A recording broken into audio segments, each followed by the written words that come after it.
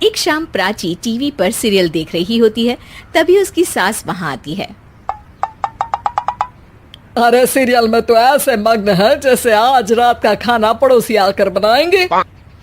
मुझे पता ही नहीं था आपने अपने बेटे की शादी पड़ोस में भी की हुई है। हैं? मतलब? मतलब इस घर में सारा काम बहू ही करती है, आप तो सिर्फ खर्राटे मारती हैं। अच्छा जी, फिलहाल तो तुम आराम फरमा रही हो, चलो जाओ, ये मेरे टीवी देखने का समय है। आहा, इसीलिए मुझे भगाया जा रहा है।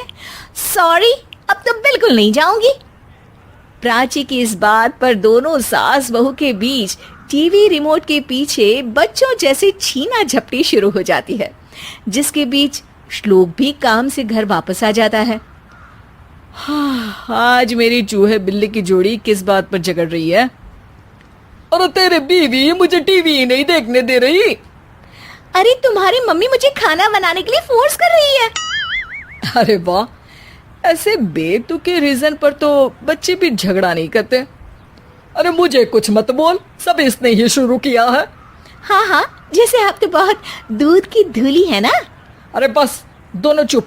प्राची जाओ, खाने की तैयारी करो। और माँ तुम छोड़ो, तुम्हें क्या बोलूं, शांति से अपना सीरियल देखो, मुझे दोबारा लड़ने की आवाज सुनाई नहीं देनी चाहिए। ऐसा बोलकर श्लोक वहां से चला जाता है, जिसके पीछे पीछे प्राची भी कुछ न कुछ बड़बड़ाते हुए रसोई में चली जाती है। हाँ हाँ, सासू जी को तो कुछ बोलेंगे ही नहीं, बस मुझ पर ही हुक्म चलता है, खाना बनाओ, जैसे मैं इनके घर में खाना बनाने के लिए आई हूँ। इसी तरह शाम बीतती है और रात को श्लोक और प्राची की सास खाना खाकर सोने चले जाते हैं, लेकिन प्राची गुस्से में कुछ खाए बिना काम में ही लगी रहती है। इस घर में किसी को घंटा फिक्र नहीं पड़ता, मैं खाऊं या भूखी रहूं। प्राची कुछ देर के लिए रसोई से बाहर जाती है और जैसे ही वापस आती है तो वहां दूध का भरा ग्लास देखकर हैरान रह जाती है। फिक्र पूरी है, बस दिखाना नहीं है। प्राची दूध पीकर सोने चली जाती है और अगली सुबह एक बार फिर सास बहू का कार्टून नेटवर्क स्टार्ट हो जाता है। ये तुमने ही किया है। अरे अजीब जबरदस्ती है, मैं बोल रही हूँ मैंने कुछ नहीं किया। दोनों ने मिलकर पूरे घर को पागल खाना बनाया हुआ है। यहाँ कोई नॉर्मल इंसान तो रह ही नहीं सकता, इसीलिए अब पड़ोसी क्या रिश्तेदार भी घर आने से कतराते हैं। और सुन बेटे, तू भी चंगा, तेरी माँ भी चंगी, तेरी बीवी भी चंगी, रिश्तेदार। हाँ जी, आपको नहीं पता क्या, गंगाधर ही शक्तिमान है, रिश्तेदार ही। हाँ हाँ, बस समझ गया। कभी जानवरों जैसे लड़ेंगी तो कभी जुगलबंदी करेंगी। भाई मैं आप दोनों के बीच में नहीं फंसना चाहता। सास बहू की इस मनमौजी जोड़ी से परेशान होकर श्लोक अपना सिर खुजलाता वहां से चला जाता है। चलो अब मैं भी कीर्तन में जा रही हूँ। इस पर जैसे ही सास कमरे में अपना पर्स लेने जाती है तो वहां नाश्ते की प्लेट रखी देख मुस्कुराने लगती है और नाश्ता करके घर से बाहर निकलते हुए कुछ पैसे टेबल पर रख जाती है, जिसके कुछ देर बाद सिलेंडर वाला घर आता है। ओ मोरी मैया, मैं सिलेंडर के बारे में तो बिल्कुल भूल ही गई थी। घर खर्च के सारे पैसे भी मम्मी के पास है और श्लोक से बोला तो उल्टा 4 बात सुनाएंगे। प्राची ये सोच ही रही होती है कि अचानक उसका चेहरा चमक उठता है और वो घर में आकर इधर उधर देखने लगती है। तभी उसकी नजर टेबल पर रखे पैसों पर पड़ती है, जिन्हें वो सिलेंडर वाले को दे देती है। ये सब श्लोक देख लेता है। अच्छा बेटे, इतना बड़ा घोटाला, सबके सामने मैं तेरी दुश्मन और पीठ पीछे तेरी मेरी यारी। इस पर श्लोक एक प्लान बनाता है और शाम को सब एक साथ बैठे होने पर बोलने लगता है। माँ, तुम दोनों की बहुत लड़ाई होती है, इसलिए मैं सोच रहा हूँ कि प्राची को उसके घर छोड़ाऊं, इससे वो भी खुश रहेगी और तुम भी। अचानक श्लोक की ये बात सुनकर सास बहू शौक से उसकी तरफ देखती हैं। अरे ऐसे कैसे घर छोड़ाओगे, मुझे कहीं नहीं जाना। अरे तुमने बोला नहीं पर मैंने सुन लिया, तुम्हें मम्मी के साथ रहना अच्छा नहीं लगता, मुझे पता है। अरे वो, अरे जब बहू खुद कुछ काम बोले तो वो तुझे सुनता नहीं, और अब जो इसने बोला ही नहीं वो तू समझ गया। जब उसे नहीं जाना तो फिर जबरदस्ती क्यों कर रहा है? अच्छा, फिर आपको मौसी के घर छोड़ाता हूँ, बस अब आप दोनों एक घर में एक छत के नीचे नहीं रह सकती। मैं इस टॉम एंड जेरी की जोड़ी को और नहीं झेल सकता। है? ऐसे कैसे नहीं रह सकते? तुम्हें इतनी दिक्कत है तो तुम्हारा बोरिया बिस्तर पैक कर देती हूँ, लेकिन मम्मी जी कहीं नहीं जाएंगी। बिल्कुल यही सुनना था मुझे। अगर दोनों में इतना ही प्यार है फिर हर वक्त ये लड़ाई का नाटक क्यों करती हो? देखा मैंने कैसे माँ किचन में दूध रखती है और तुम उनके लिए कमरे में नाश्ता रखती हो, और कैसे वो पहले ही तुम्हारी दिक्कत समझकर घर में पैसे रखकर बाहर जाती है। अरे भाई, इतना ड्रामा तो डेली सोप में भी नहीं होता जितना तुम दोनों ने इस घर में फैलाया हुआ है। तू हमें टॉम एंड जेरी बोलता है ना, तो याद कर वो दोनों भी एक दूसरे को बाहर वालों की बुरी नजर से बचाने के लिए हमेशा सबके सामने लड़ते थे, लेकिन अकेले में दिक्कत के समय मदद भी तो करते थे। बस हमारा रिश्ता भी कुछ ऐसा ही है। और वैसे भी अगर सास बहू में तू मैं नहीं होती तो दुनिया वालों को कहानियां कैसे मिलेंगी?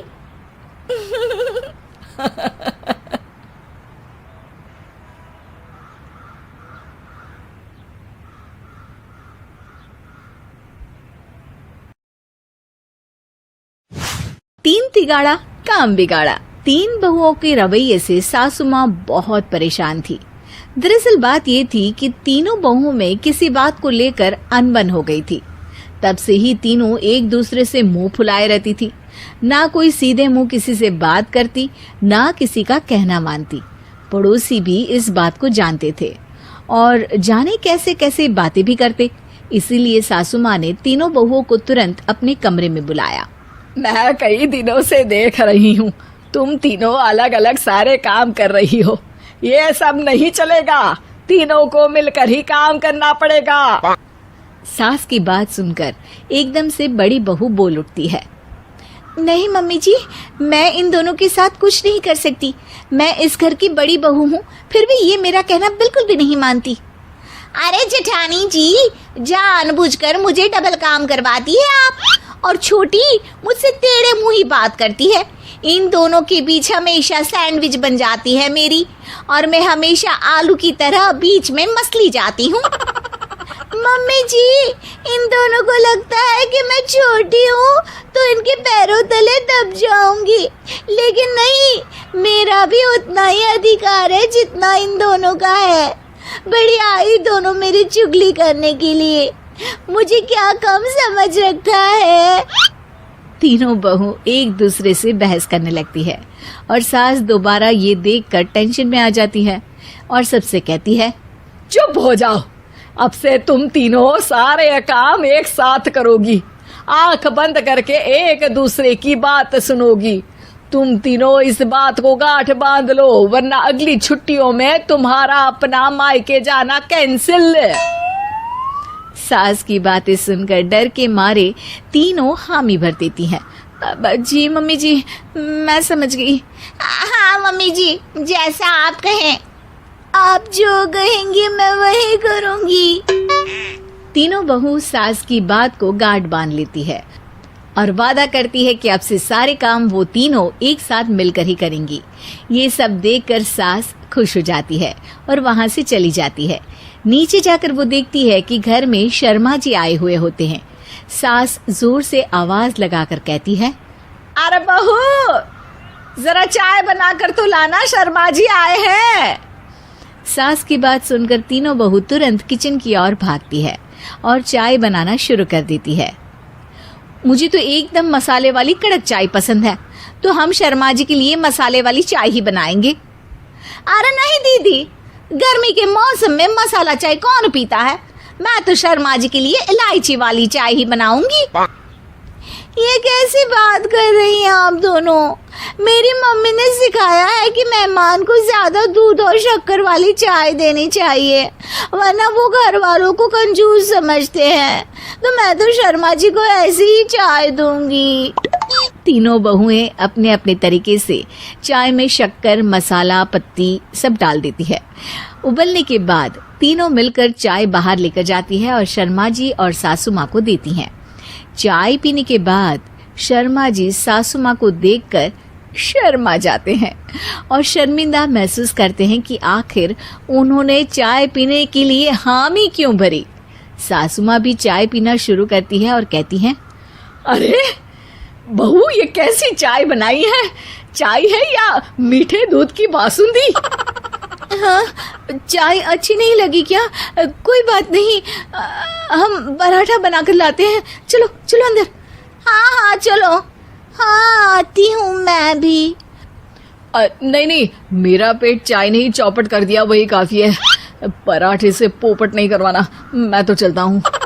शर्मा जी चुपचाप पतली गली से निकल जाते हैं।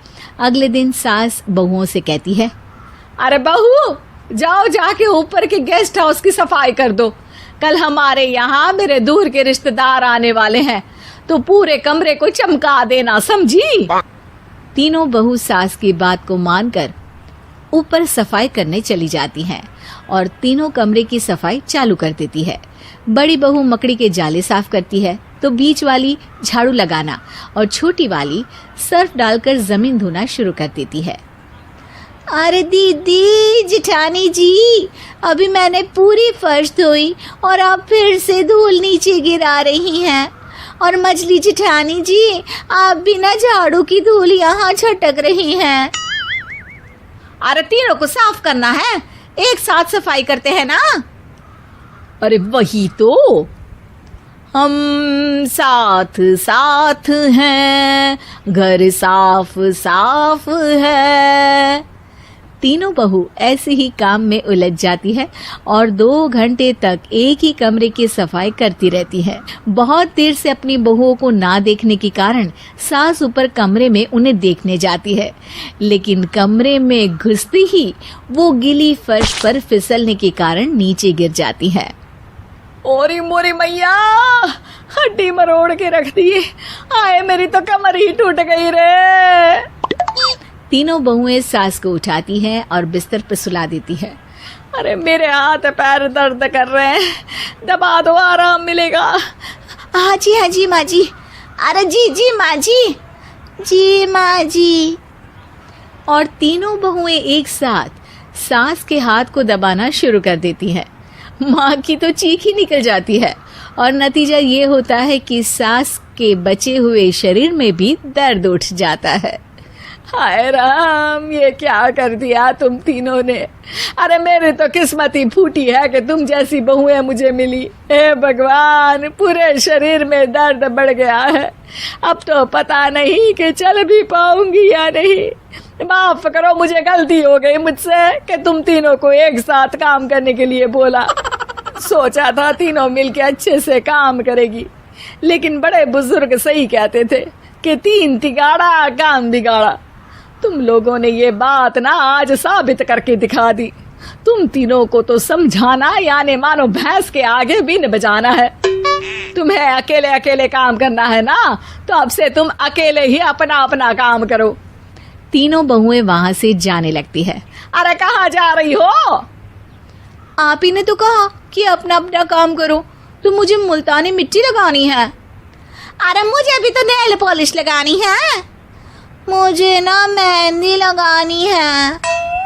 सास अपना सर पीट लेती है और कहती है, अरे मुझे भी लगाना है कुछ। क्या माँ जी? क्या माँ जी?